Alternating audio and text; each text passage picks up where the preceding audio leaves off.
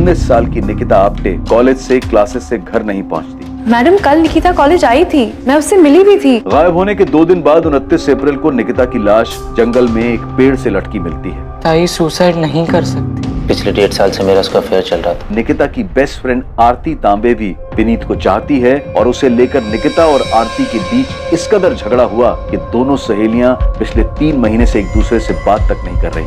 आरती विनीत के प्यार में पागल है। वो निकिता को उससे दूर करने के लिए अपने हिस्ट्री शीटर भाई कुणाल सावंत को इस्तेमाल करती है। ये किशोर कदम पिछले 1 महीने से महाबलेश्वर में देखा गया है और अकेला तो दिखा ही है, अमित भावे के साथ भी देखा गया है। साहूकार विक्रम जाधव। प्रताप राव ने साहूकार विक्रम जाधव से 15 लाख का कर्जा लिया और ये विक्रम जाधव बहुत कमीना आदमी है। निकिता का बलात्कार और उसकी मौत का सच क्या था? निकिता ने आत्महत्या की थी या उसकी हत्या हुई थी? अब आगे।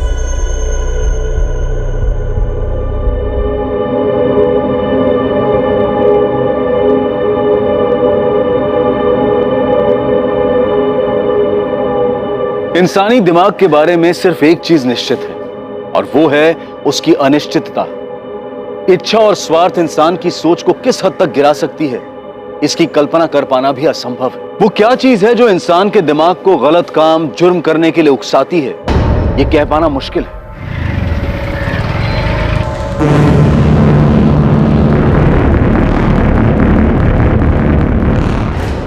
हाँ सब सही बोले आप। प्रताप राव मेरे से कर्जा लिया था, लेकिन उसमें क्या, ये तो मेरा धंधा है। जैसे अभिजीत वाघमारे, उसे भी कर्जा दिया था ना तुमने। आप उसके कर्जे को प्रताप राव के कर्जे से जोड़कर क्या खिचड़ी पका रहे हो? खिचड़ी तुम्हें समझ तो आ गई हो, बस नाटक कर रहे हो। चुपचाप चलो हमारे साथ। प्रदीप ध्यान रख, ये तो हो। हाँ मैंने धमकी दी थी मैडम, पर वो धमकी नहीं थी, बस बातचीत थी। हमारे भी बातचीत करने के तरीके से तो अच्छे से वाकिफ होगा कुणाल, काफी बार अंदर जो गया है। मैडम बता तो रहा हूँ, आरती विनीत से बहुत प्यार करती थी, विनीत भी उसको पसंद करता था, खाली निकिता की वजह से छुपा रहा था। निकिता भी कम नहीं थी मैडम, विनीत को कब्जे में करके रखा था उसने, फंसाया था उसको। देख मेरे को बिल्कुल पसंद नहीं है कि तू एक साइड में मेरी बहन के साथ लाइकिंग खेले और दूसरी साइड में वो निकिता के साथ चक्कर चलाए। कुणाल प्लीज समझना, मैंने निकिता को कमिट किया है। कट हो गया अभी वो। देख मेरी बहन आरती तेरे से बहुत प्यार करती है, उसका दिल नहीं दुखना चाहिए, और निकिता को कैसे बाहर करना ये अब तू देख। आज से तेरा सारा लाइकिंग मेरी बहन के लिए रहेगा, समझा? और अगर ऐसा नहीं हुआ ना तो मेरे को बहुत बुरा लगेगा, और तेरे को मालूम है मेरे को बुरा लगेगा तो मैं क्या करूंगा। मैडम प्यार का मामला था इसलिए प्यार से ही निपटाया था। तो चिंता मत कर, हम भी तेरे से प्यार से पूछेंगे, बस इतना ध्यान रखना हमें बुरा ना लग जाए। मैं कुछ समझा नहीं प्रदीप, तुम क्या कहना चाहते? अरे पुलिस जाधव भाव को उठा के ले गई है पूछताछ करने के लिए। लेकिन क्यों? तुम्हारी लड़की के केस में प्रताप भाव तुमको चलना पड़ेगा, समझाना पड़ेगा उन लोगों को। हाँ साहब, देखा मैंने इस आदमी को, ये अपनी दुकान पे आया था अमित भाव से मिलने, फिर अमित भाव इसको तुरंत लेके बाहर चले गए थे। यहाँ नहीं मेरे पीछे पीछे 27 अप्रैल को अमित को जो फोन आया था उसके बारे में जानते हो? जी साहब, मैं उस टाइम दुकान पे ही था अमित भाव के साथ। मेरी बहन ये कब पैदा हो गई? मेरी कोई बहन है ही नहीं। हेलो हेलो, अजीब आदमी है, कुछ भी बकवास किया जा रहा है। ए दिनेश, एक काम कर, थोड़ा काउंटर सवाल में आता हूँ। जी बाबू। फिर अमित भाव थोड़ी देर बाद वहां से बाहर चले गए थे, बस उसके आगे मैंने कुछ नहीं सुना साहब। क्या वो फोन इस हिस्ट्री शीटर किशोर कदम ने किया था? अमित की इसी से बात हुई थी?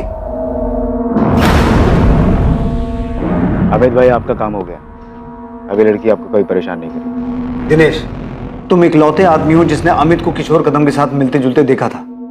अमित की प्लानिंग के बारे में और क्या जानते हो? साहब मेरे को जो कुछ भी मालूम था मैंने आपको सब कुछ बता दिया, और साहब आपको मेरे को सुरक्षा देनी होगी।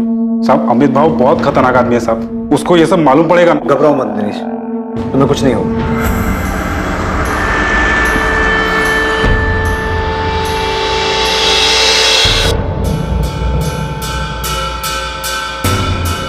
मोहिते, माने, मैंने महाबलेश्वर पुलिस को फोन कर दिया है, अभी निकलो, अमित भावे को उठा के लाओ। जी सर। अमित भावे, निकिता आप्टे का कजन, उसे पुलिस ने हिरासत में ले लिया था। उन्हें शक था कि इस भयानक वारदात में उसका हाथ है, क्योंकि हिस्ट्री शीटर किशोर कदम, जिस पर पुलिस को शक था इस जुर्म को अंजाम देने के लिए, इन्वेस्टिगेशन में अमित के साथ उसके संबंध सामने आए थे। दूसरी तरफ आरती तांबे का भाई कुणाल सामंत भी निकिता के केस में संदिग्ध था और साथ ही साथ पुलिस को साहूकार विक्रम जाधव पर भी गहरा शक था। आरती, ये तुम्हारे कजन कुणाल सामंत की फोन लोकेशन है, जिसमें साफ दिखाई दे रहा है कि 27 अप्रैल को ये उसी एरिया में था जहां से हमें निकिता की लाश मिली। हाँ, तो मुझे इसके बारे में कुछ नहीं पता। मैडम, मैं आपको पहले ही बता चुका हूँ। हो सकता मैं वहां से निकला हूँ, लेकिन अब सातारा इतना बड़ा भी शहर नहीं है कि किसी एक जगह से निकलना बड़ी बात है। अब मैं वो दिन वो टाइम उधर से क्रॉस किया और उधर ही निकिता के साथ कुछ हुआ तो आप मेरे को फंसाओगे? मतलब क्यों आरती? इसने तुझे पहले सिखा दिया था ना कि पकड़े गए तो पुलिस के सामने यही बोलना है। मैडम, अगर इसने इतनी स्मार्ट प्लानिंग की है जो आप बता रहे हैं, तो आप ये भी बताइए कि सेम टाइम पे ये इतना बेवकूफ कैसे हो सकता है कि क्राइम की जगह पे ये अपना फोन लेके जाएगा। देखिए मैडम, आपको पता चला कि मैंने विनीत को धमकी दी थी, लेकिन ये बात तो मैं आपको पहले भी कह चुका हूँ कि हाँ मैंने किया, और उसके बाद भी मुझे कुछ ऐसा करना होता तो मैं ऐसा थोड़ी ना करता जिससे आपको कोई सबूत मिले और आप मुझे सीधा पकड़ ले। नहीं कुणाल, तू हर चीज में फेल हुआ है। तूने निकिता के मर्डर को सुसाइड दिखाने की कोशिश की है, जिसमें तू कामयाब नहीं हुआ है, तो उसमें भी फेल ही हुआ है। ये क्या बात कर रही है मैडम? निकिता मेरे को जानती थी तो वो मेरे साथ किधर भी आती क्या? और वो भी तब जबकि उसको ये पता था कि मैंने विनीत को धमकाया था। ये सच बोल रहा है। धमकी वाली बात को लेकर निकिता ने मुझसे झगड़ा भी किया था। आरती, जब तेरे डोरे डालने से कुछ नहीं हो पाया तो तूने अपने लुच्चे लफंगे भाई को भेज दिया विनीत को धमकाने के लिए। तू मुझसे सवाल कर रही है? खुद को देखा है तूने? जब तू विनीत को रोक नहीं पाई मेरे पास आने से, उसको ब्लैकमेल करने लगी कि वो मुझसे दूर रहे। देख आरती, मुझे उसे ब्लैकमेल करने की कोई जरूरत नहीं है, क्योंकि वो तुझे पसंद ही नहीं करता है। अच्छा, तुझे पता है मुझे प्राइवेट मैसेजेस करता है? आरती, विनीत मेरा बॉयफ्रेंड है, वो तेरे इस जाल में कभी नहीं फंसेगा। तो बेहतर यही होगा तो अपने ये डोरे किसी और पे डाल, शायद कोई फंस जाए। अगर वो तुझसे इतना ही प्यार करता है तो इतना डर क्यों रही है कि वो तुझे छोड़ के मेरे पास आएगा? विनीत मेरा है और सिर्फ मुझसे प्यार करता है। ये सारी बकवास ना तो अपने दिमाग से निकाल दे कि तेरे इस छिछोरे भाई को विनीत को धमकाने के लिए भेजेगी और वो तेरा हो जाएगा, क्योंकि ये सब करके भी तू देख चुके हो बुरी तरीके से हार गई है। तो एक लूजर है और लूजर ही रहेगी, समझी? दूर रहे विनीत से। मैंने कुणाल से सिर्फ हेल्प मांगी थी, और उस हेल्प का मतलब किसी को नुकसान पहुंचाना नहीं था। मेरा और निकिता का खुला झगड़ा था, सबके सामने था, हम छुप के नहीं लड़ रहे थे, और इसके लिए मैं निकिता के साथ ऐसा कुछ करूंगी? मैडम, मेरी हिस्ट्री है, मैं जुआ खेलता हूँ, पॉकेट मारता हूँ, लेकिन रेप जैसी गंदी हरकत मैंने कभी नहीं की, और ना ही मैंने किसी का मर्डर किया। मैं जानता हूँ मैडम आप मेरे पे भरोसा नहीं करोगे, पर क्या निकिता मेरे पे भरोसा करती? वो मेरे साथ ऐसे ही आ जाती क्या? और मैं उसके साथ ऐसा सब कुछ करता तो वो चीखती चिल्लाती भी नहीं। कुणाल, निकिता का फोन कहाँ है? मैडम,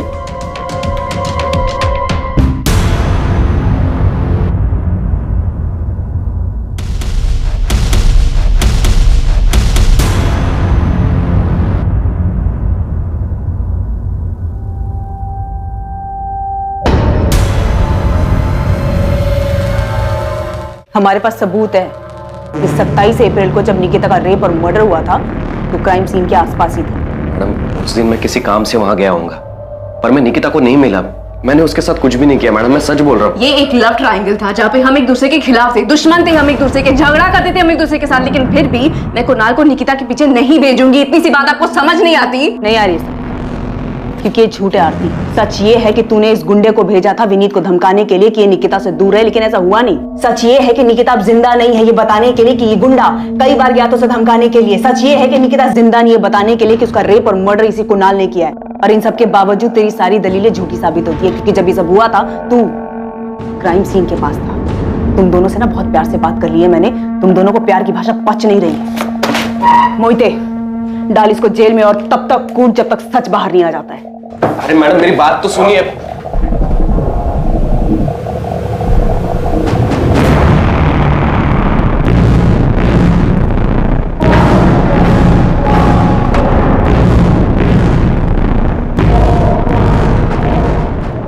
अगर हम विक्रम जाधव से पूछताछ कर रहे हैं तो इसमें आप इतना परेशान क्यों हो रहे हैं? आप मेरी परेशानी अच्छी तरह समझते हैं साहब। घुमा फिरा के आप यही कहना चाहते हैं ना साहब कि मैंने जादव बाबू से कर्जा लिया था और अपनी बेटी को उसके पास भेजा था ताकि ये कर्जा माफ हो जाए। हमने तो ऐसा नहीं कहा। तो फिर और क्या पूछेंगे विक्रम बाबू से आप?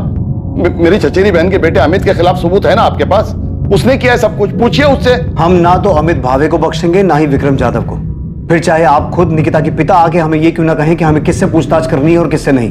आप ये कहना चाहते हैं कि एक बाप ने खुद अपनी बेटी को उस आदमी के पास भेजा था जिससे उसने कर्जा लिया था? प्रताप राव जी, हम किसी ऐसे नतीजे पर नहीं पहुंचे हैं, लेकिन आप जिस तरीके से जोर देकर इस बात पे अड़े हुए हैं कि हमें विक्रम जाधव से पूछताछ नहीं करनी चाहिए, उससे कुछ चीजों पर शक हो रहा है। आपके लिए बेहतर होगा हमें हमारा काम करने दीजिए।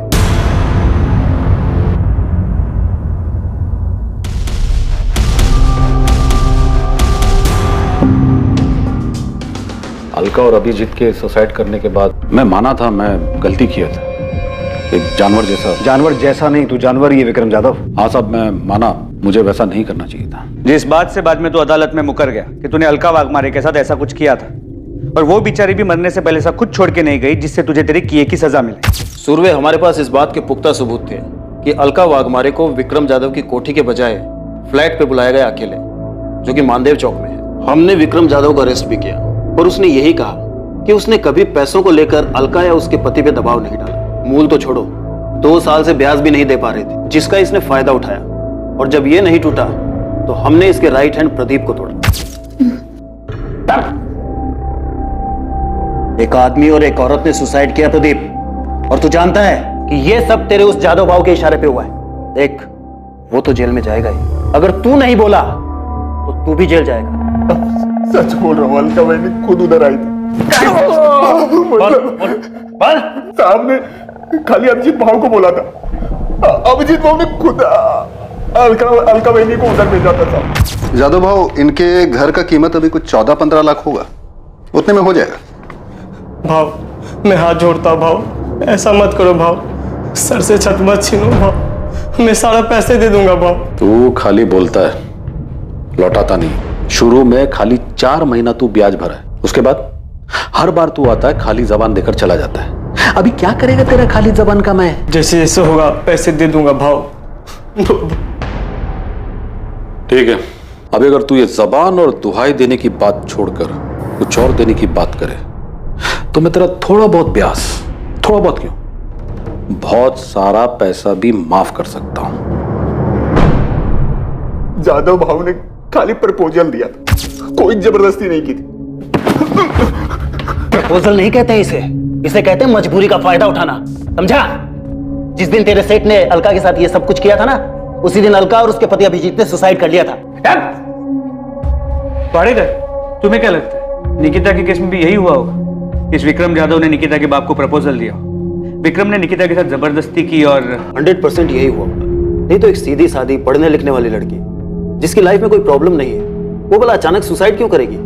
पता नहीं, लेकिन मुझे यकीन है कि ये सुसाइड नहीं, मर्डर है। फिर बोल नहीं सकता, मगर ये कंफर्म है कि ये आदमी औरतों के मामले में घटिया है। साहब, मैं मानता हूं मैं गलत किया, पर अभिजीत और अलका के बाद आई शपथ मैंने ऐसा कुछ नहीं किया। और ऊपर से जब मेरे को पता चला कि प्रताप राव के साथ ऐसा कुछ हुआ है तो मैंने सामने से खुद जाकर उसका कर्जा माफ किया। तो तू अब धर्मात्मा बन गया है जो सामने से जाके माफ किया? नहीं साहब, मैं धर्मात्मा नहीं बना साहब, मैं डर गया था। जब मुझे पता चला कि प्रताप राव के लड़की ने सुसाइड की करके, तो मेरी हालत टाइट हो गई। मैं समझ गया कि ले दे के प्रताप राव के कर्जे की बात सामने आएगी तो मेरी भी हिस्ट्री खुल जाएगी। इसलिए साहब मैं सच बोल रहा हूं, मैंने सच्चे मन से उसका कर्जा माफ किया।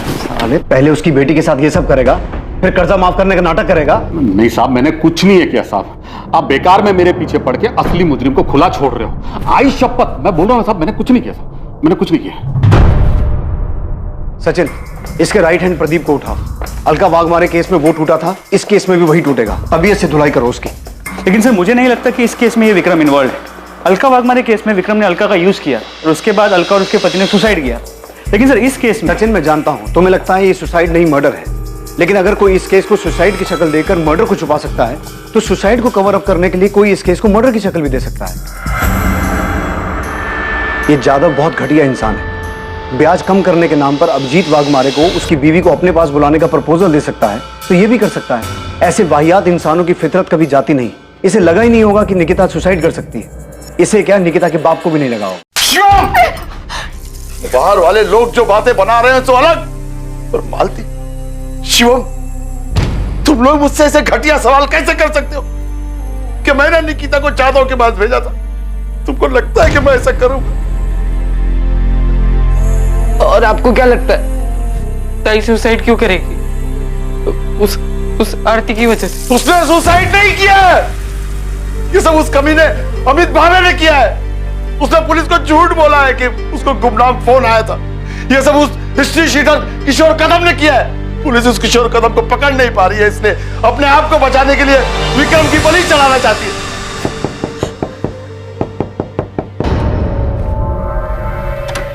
बताइए, अब आप क्या नया बताने आए? बताने नहीं, पूछने आया। आपने हमें ये क्यों नहीं बताया कि विक्रम जाधव आपसे मिलने आया था और आप दोनों के बीच में डील हुई थी? मैं तुम लोगों का ख्याल रखेगा, तेरा भी शिवम का भी, समझ लेना। अब तेरे को कोई भी पैसा वापस देने का जरूरत नहीं है। मैं तेरा सारा कर्जा माफ कर रहा हूं। मैं तेरा दुख समझ सकता हूं। तो अगर वो खुद चल के मेरे पास आया और बोला कि तेरा कर्जा माफ, तो इसका मतलब आप ये निकालेंगे कि मैंने अपनी बेटी को उसके पास भेजा था? हम सिर्फ अपना काम कर रहे हैं। आपकी बेटी के मौत के बाद ये विक्रम जाधव जैसा घटिया आदमी अचानक इतना संत कैसे बन गया? मुझे नहीं पता मुझे। मेरी हालत ठीक नहीं थी, इसलिए मैं पूछ भी नहीं पाया। इसका ब्याज टाइम पे दिया है मैंने, जाके पूछ लो उसको। विक्रम जाधव जो होगा सो होगा। आपकी हिम्मत कैसे है मेरे बारे में ऐसा सोचने की कि मैंने अपनी बेटी के साथ ऐसा कुछ किया है? ये सब उस अमित को बचाने के लिए तो नहीं कर रहे आप? कितना पैसा खिलाया उसने ये सब केस घुमाने के लिए, हाँ? और सुसाइड बोल के केस बंद करने के लिए कितना पैसा दिया है उसने?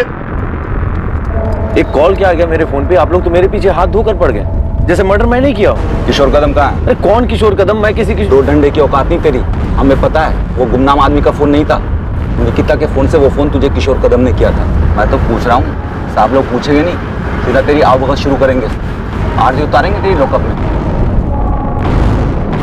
कुणाल, पुलिस ने मेरे पीछे अपने लोग लगा रखे हैं, मेरे हर मूवमेंट पे नजर रख रहे हैं, मेरे फोन रिकॉर्ड्स तक निकलवा रहे हैं। तेरे को क्या लगा आरती, तू विनीत के लिए बावलो जैसी हरकतें करेगी और उसके बाद तेरे से कोई कुछ सवाल नहीं पूछेगा? मैंने कभी नहीं सोचा था कि निकिता के साथ ये झगड़ा उसकी मौत पे खत्म होगा। तू मेरे पे इल्जाम डाल रही है क्या? देख, पुलिस को मेरे ऊपर पहले से शक है, तो क्यों ये सब बोलकर उनका शक गहरा कर रही है? और तो तू वहां पे करने क्या गया था जहाँ पे निकिता की बॉडी मिली थी? कहीं तूने तो नहीं? वाह वाह आरती, सही कर रही है। पर याद रख, अगर तू ये सब मेरे पर थोपेगी ना तो तू भी मेरे साथ कटघरे में है। मैं समझ गया तू कितनी सेल्फिश है। तूने विनीत के लिए मेरा यूज किया और अब जब निकिता मर गई तो खुद को बचाने के लिए मुझे बलि का बकरा बना रही है। एक बात याद रख, अगर तू मुझे फंसाएगी ना तो तू भी नहीं बचेगी।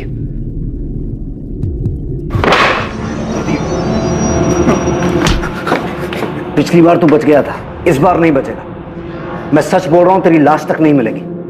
जब मैंने पिछली बार सब सच बता दिया, भाव ने क्या किया, तो अभी मैं झूठ क्यों बोलूंगा साहब? कसम से साहब, वो लड़की उधर अगर आई भी होगी और भाव ने उसके साथ कुछ किया भी होगा तो मेरे को नहीं मालूम। तेरे भाव ने प्रताप राव का कर्जा क्यों माफ किया, वो भी निकिता के मरने के बाद? जितना मुझे मालूम है, भाव लड़की के मरने के बाद बहुत डर गया था। उसको वो अलका वाघ मारे वाला मामला याद आ गया था। अभी अगर भाव और प्रताप राव किसी खोपचे में कोई डील किए होंगे तो मेरे को नहीं मालूम। निकिता का फोन कहाँ है? नहीं पता साहब। निकिता उधर मेरे सामने नहीं आई होती तो मैं फोकट में इतना मार खाता, झूठ बोलता वो भी भाव को बचाने के लिए। ये दुकान में काम करने वाले दिनेश को खड़ा करूं तेरे सामने, बुलाऊं उसे? वो भी बोलेगा और तेरे कॉल रिकॉर्ड्स भी यही बोलेंगे कि तेरी किशोर कदम से बातचीत हुई थी। सर, मैं मानता हूं कि किशोर से मेरी बात उससे बातचीत नहीं, उसे साजिश कहता है जो तूने किशोर के साथ मिलके की थी, कि पहले निकिता का रेप करना और फिर उसे पेड़ से लटका देना। बोल, यही प्लानिंग की थी ना तूने? नहीं सर, मैंने किशोर कदम को हायर किया था सिर्फ प्रताप मामा को धमकाने के लिए, ताकि वो मेरी जमीन मुझे वापस कर दे। और जो केस कोर्ट में चल रहा है वो केस कोर्ट के बाहर ही खत्म हो जाए। केस तो बहुत लंबा चलेगा और बहुत भारी पड़ेगा तुझ पे। सिर्फ धमकी देने के लिए हायर किया था उसे, तो प्रताप राव को धमकी दी उसने? सर, मुझे नहीं पता कि काम किया कि नहीं किया, लेकिन निकिता को नुकसान पहुंचाने जैसी कोई बात नहीं हुई थी। बाऊ, खाली धमकी देने से कुछ नहीं होगा। उनको मालूम हो जाएगा धमकी तुम दिलवाए। पहले से कितना लुच्चा है तुम लोगों का, मालूम नहीं है तुमको? अब लेकिन ऐसा कुछ और नहीं करने का है, सिर्फ धमकी देना है, सिर्फ धमकी। तो अभी बोले ना उसका एक बेटा है एक बेटी है, दोनों में से किसी एक को। अरे नहीं, ऐसा कुछ नहीं कराना है। ठीक है, फिर खाली धमकी का 1 लाख लगेगा, 50 एडवांस। और एक बार धमकी देने से कुछ नहीं होगा, कम से कम 3-4 बार देनी पड़ेगी, तब जाके असर होगा। ठीक है, ये रहा एडवांस। और याद रहे, सिर्फ धमकी देनी है, सिर्फ धमकी। किशोर कदम कहाँ है? सर, मुझे नहीं पता कहाँ है। तूने निकिता को इसलिए टारगेट किया था ना कि तूने उसे सेटलमेंट करवाने के लिए फोन किया था और उसने तुझे उल्टा सुना दिया? नहीं सर, मैंने ऐसा कुछ भी नहीं करवाया और किशोर को सिर्फ मैंने जबानी धमकी देने के लिए कहा था। और तुझे क्या लगा वो इतना दूध का दूल्हा है कि तू जितना कहेगा वो उतना ही करेगा? साले रेप की हिस्ट्री है उसकी, किशोर कदम का फोन कब से बंद है? जब से क्या? जब से निकिता के नंबर से मेरे नंबर पे फोन आया था तब से उसका नंबर बंद है। तुझे उस दिन फोन किशोर ने किया था, अपने फोन की बजाय निकिता के फोन से। उल्टा तुझे टोपी पहना गया वो, है ना? तो मुझे भी उस दिन 1 मिनट के लिए ऐसा ही लगा था कि कहीं किशोर ने कोई अलग कांड तो नहीं कर दिया, लेकिन मैं सच कह रहा हूं, उस दिन फोन पर किशोर नहीं था। अजीब आदमी है, कुछ भी बकवास किया जा रहा है। मुझे बाद में ठनका कि कहीं किशोर ने मुझे फंसाने की कोई चाल तो नहीं चल दी। सर मैं बहुत घबरा गया था, मैंने किशोर को फोन किया, उसका फोन बंद आ रहा था सर, आज तक बंद है। तो तू उसी टाइम समझ गया था कि बहन मतलब निकिता, और किशोर ने 100% उसके साथ कुछ किया है। उस दिन किशोर को सिर्फ मैंने धमकी देने के लिए कहा था और कुछ नहीं, और जो फोन पे आवाज थी सर वो किशोर की नहीं थी। सर मैं सच कह रहा हूं, मैं झूठ नहीं कह रहा। उस समय तक सारे नंबर मेरे मोबाइल में ट्रांसफर नहीं हुए थे और किशोर को सिर्फ मैंने धमकी देने के लिए पैसे दिए थे। अच्छा, मतलब वो रेप और मर्डर उसने अपने मन से किए थे। चल मान लिया हमने कि तू बहुत ही शरीफ आदमी है। जा महाबलेश्वर जा अपने घर, जा आराम कर, जा जा। जब तक किशोर कदम मिल ना जाए ना, इसकी खूब सेवा करो, दिल से सेवा करो। निकिता के साथ जो कुछ भी हुआ है यही साला उसकी जड़ है। सर मैं सच कह रहा हूं, मैंने कुछ नहीं किया सर।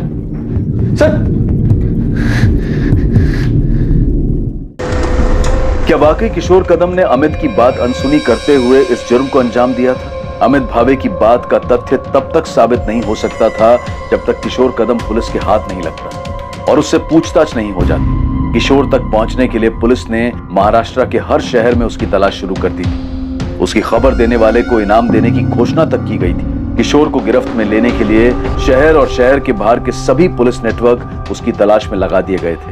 मुझे किशोर कदम नाम के आदमी ने कभी कोई धमकी नहीं दी, पर इस बात में कोई शक नहीं है कि जो कुछ मेरी बेटी के साथ हुआ है उसमें अमित का हाथ। सीधे सीधे इस सवाल का जवाब दीजिए। जब हमने आपसे पहले पूछा था कि आपका किसी के साथ कोई झगड़ा है, कोई दुश्मनी है, तब आपने हमें क्यों नहीं बताया? क्योंकि मुझे पता नहीं था साहब। मैं सोच भी नहीं सकता था कि जो आदमी मेरा रिश्तेदार है वो जमीन की लालच में इस हद तक गिर सकता है।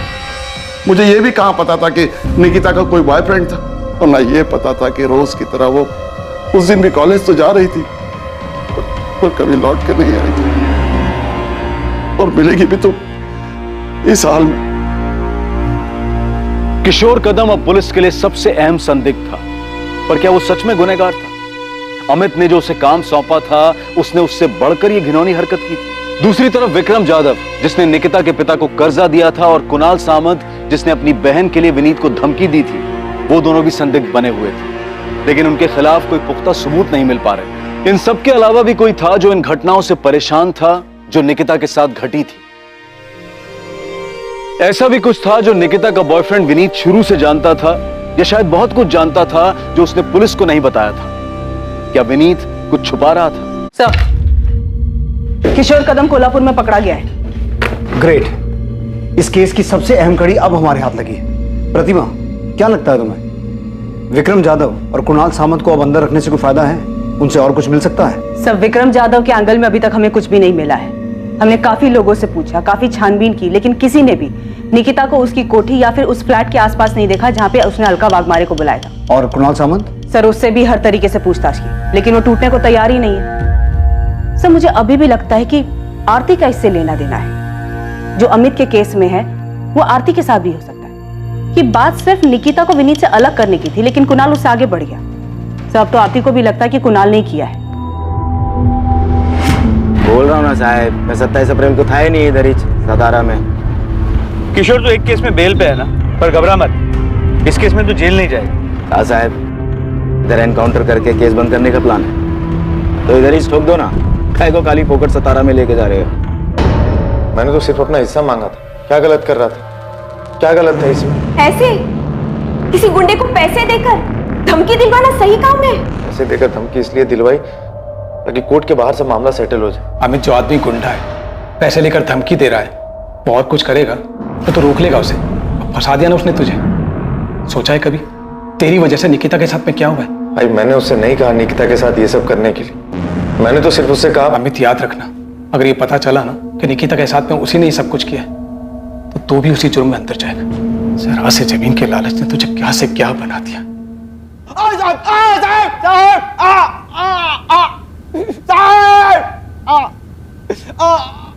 3 दिनों तक लगातार पूछताछ और मार खाने के बावजूद किशोर कदम यह कबूल करने को तैयार नहीं था कि उसने यह जुर्म किया था।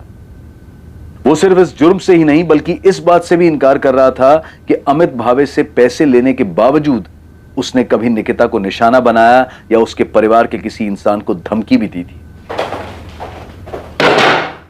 सोच ले किशोर, यही सड़ता रहेगा, बाहर की हवा कभी नसीब नहीं होगी। ना तुझे ना अमित भावे को। थक जाओगे साहब, मैं फिर भी यही बोलूंगा। हम नहीं थकेंगे, हमारी चिंता मत कर। अब अगर अपनी सलामती चाहता है तो ये बता कि रस्सी कहां से खरीदी? हाथ से गला घोंट के मारा या रस्सी गले में डाल के? साहब जब इतना मान के बैठे हो तो मेरे मुंह से सुनने का क्या मतलब? साहब मैंने पैसा धमकी देने के लिए लिया था और वो भी नहीं दिया, खाली पैसा कब्जे किया। लड़की का छोड़ो साहब, उसकी फैमिली के किसी एक आदमी के पीछे नहीं गया मैं। आप लोग मेरे को एड़ा समझते हो क्या? मैं लड़की के फोन से अमित को फोन करूंगा? मेरे को समझ में नहीं आता क्या? क्या देख रहे हो साहब, मैंने उस लड़की के साथ कुछ भी नहीं किया है। किसने नहीं किया? विक्रम जाधव ने नहीं किया, कुणाल सामंत ने नहीं किया, तो फिर किया किसने? सर प्रतिमा विनीत से बात कर रही है, उसके और निकिता की आखिरी मीटिंग के बारे में। प्रतिमा को अब भी लगता है कि विनीत पूरा सच नहीं बता रहा, कुछ छुपा रहा है। मैडम मैं कुछ नहीं छुपा रहा हूँ, सच बोल रहा हूँ। आरती के भाई ने तुझे धमकी दी। आरती और निकिता के बीच में तेरी वजह से झगड़ा चल रहा था और निकिता ये भी जानती थी कि तू आरती को मैसेज करता था, फिर भी निकिता तेरे जैसे डबल ढोलकी पे विश्वास करती कि मैडम मैं कोई डबल ढोलकी नहीं हूँ। आरती के साथ मेरा कुछ नहीं था, मैं निकिता से प्यार करता था। हाँ कुछ टाइम के लिए मैं आरती की तरफ अट्रैक्ट हो गया था और निकिता कुछ ज्यादा इस बात से डर गई। और इसी बात का डर उसे उस दिन भी था ना? नहीं, वो नाराज थी कि मैंने आरती को मैसेज की और इसी बात से परेशान थी। वो ये समझ ही नहीं रही थी कि वो मुझे लेके बहुत ज्यादा पोजेसिव हो रही थी। परेशान हो गया था उसकी इस आदत से। और इस परेशानी का हल तूने ये निकाला कि उसे नहीं बिल्कुल नहीं, आप मुझसे थोड़ा तंग जरूर आ गया। निकिता तुम सिर्फ अपने बारे में सोचती हो, तुम्हें जो ठीक लगता है वही होगा और मैं चाहूँ या ना चाहूँ मुझे भी वही करना पड़े। अब मुझे भी लग रहा है कि मुझे सोचने के लिए टाइम चाहिए। क्या सोचने के लिए टाइम चाहिए? कि क्या बहाना बना के मुझे छोड़ सको, कैसे उस आरती के पास जा सको? मुझे अपने बारे में सोचने के लिए टाइम चाहिए, क्या सही है क्या नहीं। हर बात तुम्हारे और आरती के बारे में नहीं होती। पक चुका हूँ यार तुम दोनों से। क्या कहा तुमने? तुम पक चुके हो मुझसे? निकिता हमें एक दूसरे को थोड़ा टाइम देना चाहिए, ये हम दोनों के लिए अच्छा रहेगा।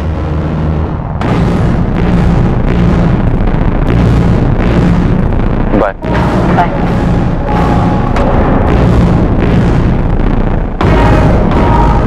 आरती को लेकर उस दिन फिर हमारे बीच में झगड़ा हुआ। निकिता भी थोड़ी अपसेट हो गई थी, मैं भी परेशान हो गया था, इसलिए मैंने निकिता को उसके बाद कॉल नहीं की। मैं कुछ टाइम के लिए अकेला रहना चाहता था। उसका फोन नहीं आया, मुझे लगा कि शायद वो मेरी बात समझ गई, इसलिए फोन नहीं कर रही। ये बात तूने हमें पहले क्यों नहीं बताई? क्योंकि ये मैडम हमारा पर्सनल था और निकिता के साथ जो हुआ है उसका इससे कोई लेना देना नहीं। तुझे कैसे पता लेना देना है कि नहीं? वो मवाली कुणाल या उसकी बावली बहन आरती, उन्होंने निकिता के साथ कुछ नहीं किया होगा? नहीं, मुझे नहीं लगता उन्होंने कुछ किया। मुझे लगता है निकिता के साथ कुछ और हुआ। कुछ और मतलब? ये तो मुझे नहीं पता, पर जो भी हुआ है उसका मुझसे कोई वास्ता नहीं।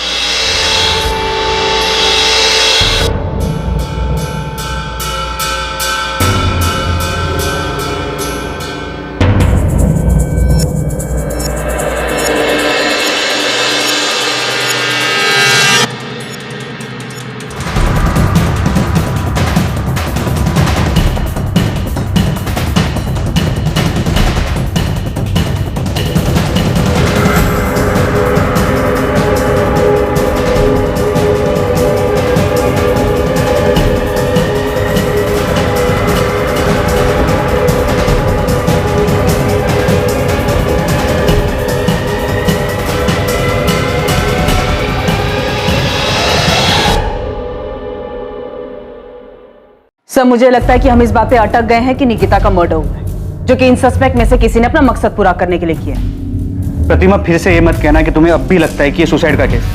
प्रतिमा अगर सुसाइड किया हो तो उसके पीछे कोई रीजन तो होना चाहिए। विक्रम जाधव की थ्योरी में कोई भी सुराग सामने नहीं आया कि उसने निकिता के साथ रेप किया, इसी वजह से उसने सुसाइड किया। तो फिर क्या हो सकता है? पता नहीं सर, पर मुझे अभी भी लगता है कि कुछ तो था जिसकी वजह से निकिता दुखी थी। ये हमने सीसीटीवी फुटेज में भी देखा है।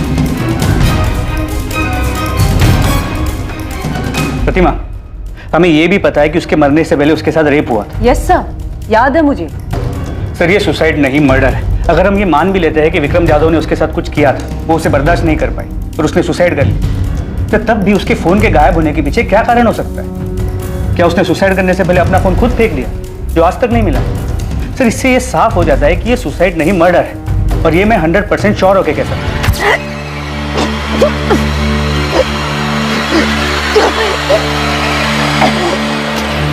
सर, निकिता को रस्सी से गला घोट के मारा गया और फिर उसी रस्सी से उसे पेड़ से लटका दिया गया। इसीलिए उसके गले पे सिर्फ रस्सी का निशान, और पेड़ पे लटकाने की वजह से उसकी गर्दन की हड्डी टूट गई, जो हमें कंफ्यूज कर रही है। सर, क्राइम सीन पे निकिता का फोन नहीं मिला है, जिससे ये साफ होता है कि जिसने भी निकिता को मारा है वो उसका फोन अपने साथ लेकर चला गया। पर ये हो कौन सकता है? सारे हिस्ट्री शीटर्स को हमने तोड़ा है, उन पर नजर रखे हुए हैं, उनमें से कोई नहीं है, तो फिर है कौन? इस केस में अपराधी कौन था या फिर कौन थे, ये पता लगाना बहुत मुश्किल हो रहा था। हर एक एंगल के खुलने के बावजूद निकिता की मौत के पीछे के मकसद तक पहुंच पाना लगभग नामुमकिन सा लग रहा था। अब केस ठंडा पड़ चुका था, महीनों गुजर चुके थे। 27 अप्रैल 2019 को इस जुर्म को अंजाम दिया गया था और अब अक्टूबर 2019 आ चुका था। लेकिन अचानक इस केस को एक नई दिशा मिलने वाली थी, एक नया रास्ता खुलने वाला था।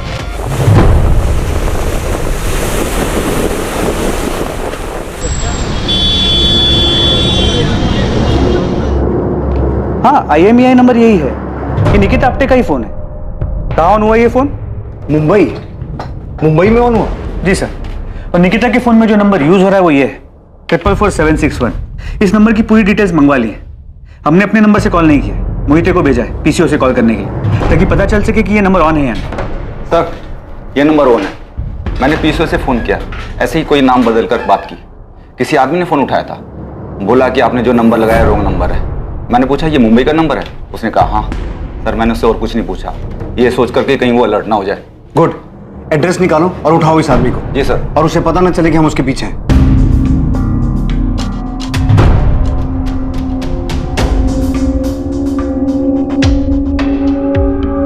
सर, नंबर किसी अविनाश मोरे के नाम पे रजिस्टर्ड, कांदिवली का एड्रेस। फौरन मुंबई के लिए निकलो और इस आदमी को उठा के लाओ। प्रतिमा, इसकी फोटो निकिता की फैमिली को दिखाओ और पता करो इसे पहचानते हैं क्या, और ये भी चेक करो इसकी कोई क्रिमिनल हिस्ट्री है क्या। ठीक है सर।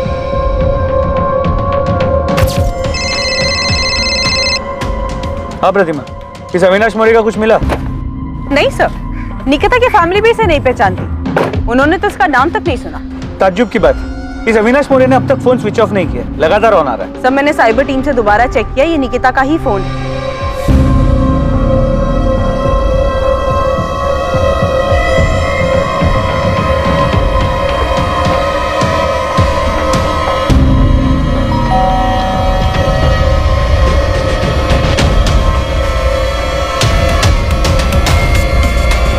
जी अविनाश मोरे? जी भाई हूँ। तू जो फोन यूज करता है वो कहाँ है? आप लोग हैं कौन और ये पूछ क्यों रहे हैं? सतारा पुलिस। पर साहब, आप मेरा फोन क्यों देखना चाहते हैं? क्योंकि वो फोन तेरा नहीं, किसी और का है। नहीं, ये तेरा फोन नहीं। साहब, ये मेरा ही फोन है। तेरा नंबर 44761 3 दिन पहले एक फोन में एक्टिव हुआ था, वो फोन कहाँ है? साहब, लेकिन हुआ क्या है? 3 दिन पहले तेरा नंबर जिस फोन में एक्टिव हुआ था वो फोन सतारा के निकिता आप्टे का है, जिसका 6 महीने पहले रेप और मर्डर हुआ है। वो सब तो मुझे पता नहीं है, लेकिन इसी फोन में मैंने 3 दिन पहले सिम डाला था। अविनाश, वो फोन ऐसे नहीं, ऐसे दिखता है। सर, इसे लॉकअप में ले जाके पूछते हैं, तब याद आ जाएगा इसे। अरे साहब, इसमें याद क्या करना, मैं सच कह रहा हूँ साहब। साहब, मेरा फोन खराब हो गया था, डिस्प्ले गया था उसका, मैंने उसे बनने के लिए डाला था, और राजू की दुकान से काम चलाने के लिए ये फोन मैंने 1000 रुपए का खरीदा था। चल, राजू के दुकान पे ले चलो। हाँ चलो साहब। चल। राजू, इनको बताओ कि ये फोन मैंने तुमसे ही खरीदा था ना? हाँ साहब, ये फोन मैंने ही बेचा था उसको। इस फोन का जो IMEI नंबर है वो उस लड़की के फोन का है जिसका सतारा में 6 महीने पहले रेप और मर्डर हुआ। IMEI नंबर सेम है, लेकिन उसका फोन ये था। हमारे पास एक कंफर्मेशन है कि निकिता के फोन का मॉडल ये है, और हमने ये भी कंफर्म किया कि इस फोन का जो IMEI नंबर है वो निकिता के फोन का। साहब, ये जो आप फोटो दिखा रहे हैं ना फोन का, ये बिकने के लिए आया था मेरे पास, मैं ही खरीदा था। किससे खरीदा था? ऐसे ही चलते फिरते एक बंदा आया था बेचने के लिए। मेरे को ये फोन बेचने का है, बंद पड़ा है, चल नहीं रहा। चल ही नहीं रहा है? नहीं। अरे भाई इसका तो बॉडी भी डैमेज है, मेरे भी किसी काम का नहीं, खरीद के करूंगा क्या इसको? अरे देख लो, मोबाइल का दुकान है, कुछ काम आ जाएगा आपके। जो भी दोगे चलेगा मेरे को। मैं बोला 200 रुपए से ज्यादा नहीं देगा, वो बोला ठीक है और बेच के चला गया। तो फिर वो टूटा हुआ फोन का है और उस फोन का EMI नंबर इस अविनाश के फोन में कहां से आया? ये फोन का बॉडी एकदम डैमेज हो गया था, बैटरी वैटरी सब ठीक था, तो मैंने बाहर का बॉडी निकाल के फेंक दिया और अंदर का माल मटेरियल जुगाड़ करके ये फोन में फिट कर दिया। तुम्हें ये फोन किसने बेचा? उसका नाम क्या है जिसने बेचा? नाम तो याद नहीं साहब, 1-2 महीना हो गया अभी। देख राजू, हमें वो आदमी चाहिए और अगर वो नहीं मिला ना, हम तेरी जन्म पत्री बना देंगे कि तूने 17 में उस लड़की के साथ रेप और मर्डर किया। खाली पीली मेरे को काहे को फंसा रहे साहब, मैं तो खाली फोन खरीदा था। जिसने फोन बेचा उसका हुलिया याद है? साहब याद करने की कोशिश करता हूँ साहब। नहीं, ये भी नहीं, ये नहीं, ये था ना? नहीं साहब, ये भी नहीं था। जैसा वो सब बोले ना वैसा मैं आपको उसका हुलिया बताने को तैयार हूँ। सच्ची साहब, जितना याद है सब बताऊंगा, बिल्कुल नहीं घुमाऊंगा, कसम से।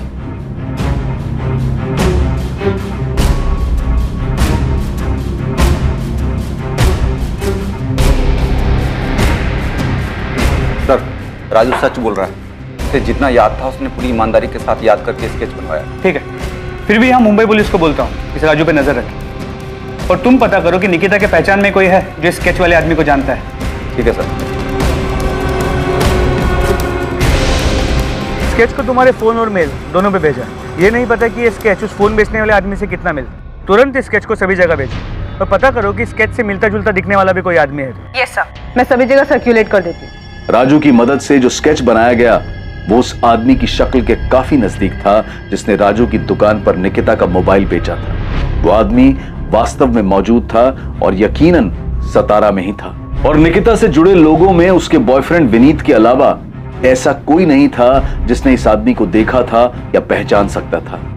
कौन है मैडम ये नहीं जानता, लेकिन इसे पार्क में देखा है। जहाँ मैं निकिता हमेशा मिलते थे, इसे बहुत बार पार्क में देखा। मुझे बड़ा अजीब लगता था, मैं और निकिता जब भी मिलते थे हमेशा वहां होता था। क्या ये हमेशा आसपास रहता था? हाँ, ये स्केच पक्का उसी आदमी की तरह दिखता है। अगर ये विनीत और निकिता के हर बार मिलने के वक्त वहां होता था तो इसका मतलब है ये 17 का ही रहने वाला है और शायद कहीं आसपास का ही हो। लेकिन सर इसकी कोई क्रिमिनल हिस्ट्री नहीं है, पर फिर भी मैंने गोविंद और बाकी खबी को काम पे लगा दिया ये पता करने के लिए कि ये कौन है और कहाँ रहता है। गुड, ढूंढो इसे ताकि इस केस को क्लोजर मिले और निकिता को न्याय। सर। प्रतिमा। Yes sir. तुमने बताया कि विनीत कह रहा था कि ये हमेशा पार्क में मौजूद रहता था, उन्हें घूरता था। यस सर, वो दोनों जब भी पार्क में मिलते थे ये वहां रहता था। 27 तारीख की निकिता की वो फुटेज निकालो। हमें इस एंगल के बारे में कुछ पता नहीं था, हमने कुछ मिस किया है।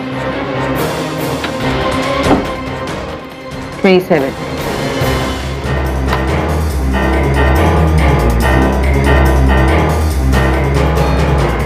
ये निकिता निकली, इसके पीछे तो नहीं दिख रहा है। एक काम करो, निकिता के दिखने से 5-10 मिनट पहले का फोटो चेक करो।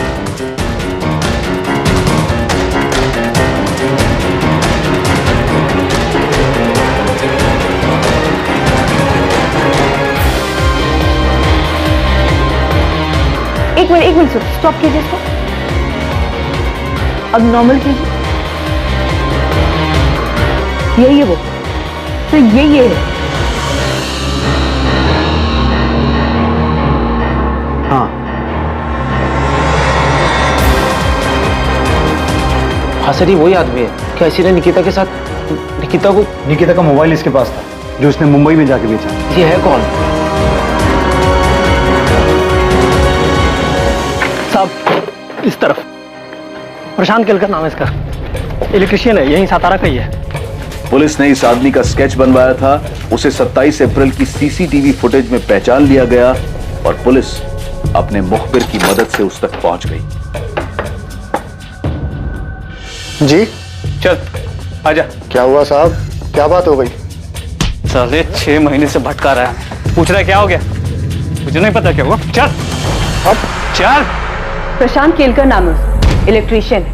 विनीत ने बताया कि निकिता विनीत जब भी पार्क में मिलते थे ये हमेशा वहां होता था। ये कौन है? ये किशोर कदम की तरह कोई दूसरा आदमी जिसको अमित ने पैसे देकर निकिता को? नहीं, प्रशांत हिस्ट्री शीटर नहीं, उसे पुलिस स्टेशन ला रहे हैं, फिर पूछताछ करेंगे उससे। मैडम, इस आदमी का मेरी बहन से क्या लेना देना? पता नहीं शिवम, अभी कुछ नहीं बता सकता। ऐसे ही बोलेगा या इलेक्ट्रिक शॉक खाएगा? बिना झटका खाए बोल दे, बेहतर है। निकिता का फोन तेरे पास था, उस मोबाइल शॉप वाले राजू ने तुझे पहचान लिया। प्यार से नहीं बोलेगा सज्जन। प्रशांत क्यों कर? निकिता के साथ वो सब तूने किया ना? ऐसा भी बोल रहा हूँ?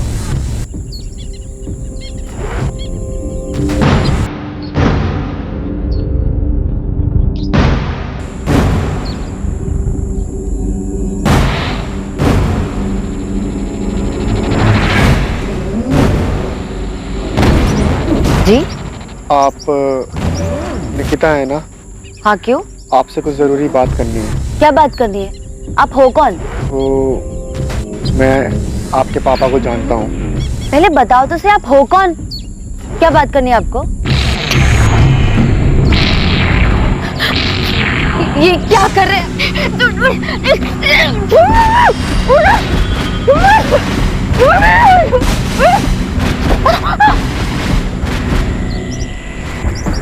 क्या आप मेरे साथ चल, और मैं यहीं काट दूंगा। प्लीज मुझे जाने दो। मेरे बैग में कुछ पैसे, मेरी घड़ी, मेरा फोन सब ले लो। प्लीज मुझे ऐसे जाने दो। मुझे ये सब कुछ नहीं चाहिए, मुझे सिर्फ तू चाहिए, सिर्फ तू। कब से तेरे पीछे हूँ, आज जाकर मिल लिया तू।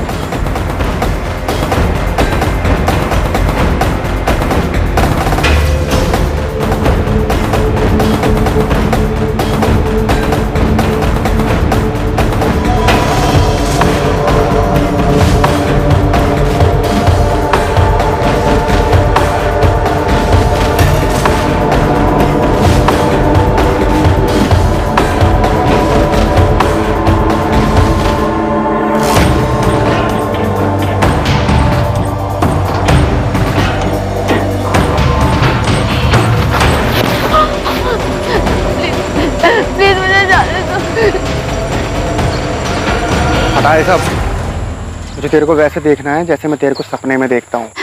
प्लीज प्लीज मुझे जाने दो, मुझे अपने घर जाना। जाने दूंगा, बस एक बार मेरे को। क्या एक बार?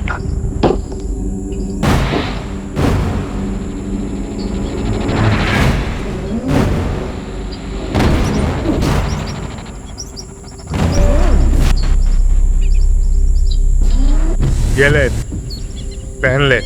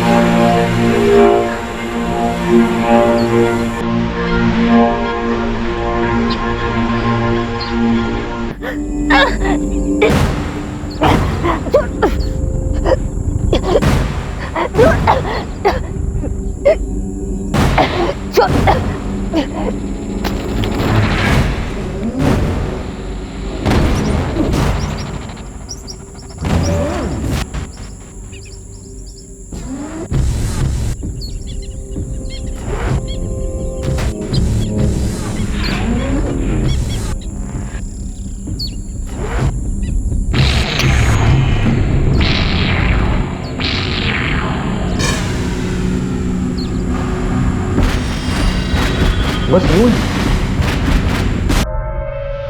तूने उसे देखा, वो तुझे पसंद आ गई, इतना कि वो तेरी सनक बन गई। निकिता का फोन तेरे पास 6 महीने से था, तूने उसे ऑन क्यों नहीं किया? पर 6 महीने बाद मुंबई जाके क्यों बेचा? मैं अखबार में पढ़ रहा था। जोर से बोल, जोर से बोल, सुनाई देना चाहिए। मैं मामला ठंडा होने का इंतजार कर रहा था। 27 अप्रैल का दिन तूने इसलिए चुना क्योंकि निकिता उस रास्ते से जाने वाली थी। हाँ, मैंने पहले भी कई बार कोशिश की थी, पर सड़क पर कोई ना कोई आ जाता था। तो तूने देखा कि 27 तारीख को उस रास्ते पे आसपास कोई नहीं था, सुनसान था, तो तूने ऐसा किया? हाँ। तूने निकिता के भाई अमित को फोन क्यों किया? तू जानता है उसे? नहीं। तो उसे फोन क्यों किया? मुझे बुरा लगा कि उसके परिवार वाले परेशान हो रहे होंगे कि कहाँ गई, तो इसलिए मैंने उसका फोन उठाया और देखा किसको फोन कर सकता हूँ, तो मैंने उसका नंबर डायल कर दिया। फोन में नाम अमित दादा करके लिखा हुआ था, मुझे लगा दादा लिखा है तो भाई ही होगा, मिला दिया। हेलो, तुम्हारी बहन की डेड बॉडी पड़ी है, आके ले जाओ। कौन बोल रहा है? दिमाग तो सही है तेरा? एक बार में सुनाई नहीं देता है क्या? तुम्हारी बहन की बॉडी पड़ी है, आके ले जाओ। प्रशांत केलकर से बार बार पूछताछ की गई, ये जानने के लिए कि क्या वाकई ये जुर्म उसने अपनी विकृत मानसिकता और यौन आकर्षण के कारण किया था या इसमें कोई और भी शामिल था। पर आखिर तक यही सामने आया कि वो वाकई एक विकृत मानसिकता का आदमी था जो निकिता पर मोहित था, जिसने सिर्फ अपनी हवस पूरी करने के लिए निकिता के साथ बलात्कार किया और फिर उसे मार दिया। अपराधी, अपराध का मकसद और जिस तरह से इस जुर्म को अंजाम दिया गया था, उसने पुलिस तक को हैरान कर दिया था। इस केस में निकिता के परिवार में जो भी मनमुटाव था वो सामने आ गया था। इस केस के जरिए संपत्ति को लेकर चल रहे विवाद के कारण कोई अपना ही निकिता के पिता को धमकी देने, डराने जैसे गलत इरादे रखता था, वो भी सामने आ गया। साथ ही एक लड़के को लेकर लव ट्रायंगल, प्यार के नाम पर दीवानगी भी सामने आई, जिसमें दो बेस्ट फ्रेंड्स के बीच एक लड़के की वजह से दोस्ती में कड़वाहट आ गई थी। पर निकिता के बलात्कार और हत्या का जो अपराधी था, वो निकिता और उसके जानने वालों के लिए चेहरे से, नाम से पूरी तरह से गुमनाम था। प्रशांत केलकर का इससे पहले कोई क्रिमिनल रिकॉर्ड नहीं था और साथ ही मनोवैज्ञानिक जांच में भी ऐसा कुछ सामने नहीं आया कि उसे कोई मानसिक बीमारी थी। वो पूरी तरह से सामान्य था। यह बेहद दुखद है कि 19 साल की निकिता को किसी की सनक और दिमागी गंदगी की वजह से अपनी जान गंवानी पड़ी। इस केस में जो सबसे बड़ा सवाल पैदा होता है वो ये कि ऐसी विकृत मानसिकता जो सड़क पर चलते इंसानों को, अपने आसपास के लोगों को शोषण का सामान मानती है, उस विकृत मानसिकता को पहचाना कैसे जाए। दरअसल ये मुश्किल है, आसान नहीं है, लेकिन जब भी किसी पर कोई शक हो या पता चले कि आपके आसपास ऐसा कोई व्यक्ति है तो तुरंत उसकी शिकायत करें। ऐसे लोगों से डरने की बजाय हिम्मत दिखाकर पुलिस में उनकी शिकायत करें और उन्हें उनकी सही जगह पर पहुंचाएं। खुद को और अपने आसपास के माहौल को सुरक्षित बनाएं। अब मैं अनूप सोनी आपसे विदा लेता हूं, फिर मुलाकात होगी एक और नए केस के साथ। देखते रहें क्राइम पेट्रोल सतर्क, सोमवार से शुक्रवार रात 10:30 बजे। और याद रखें, क्राइम और आपके बीच में सिर्फ इतना फर्क है कि आप कितने सतर्क हैं। सतर्क रहें, सुरक्षित रहें। जय हिंद।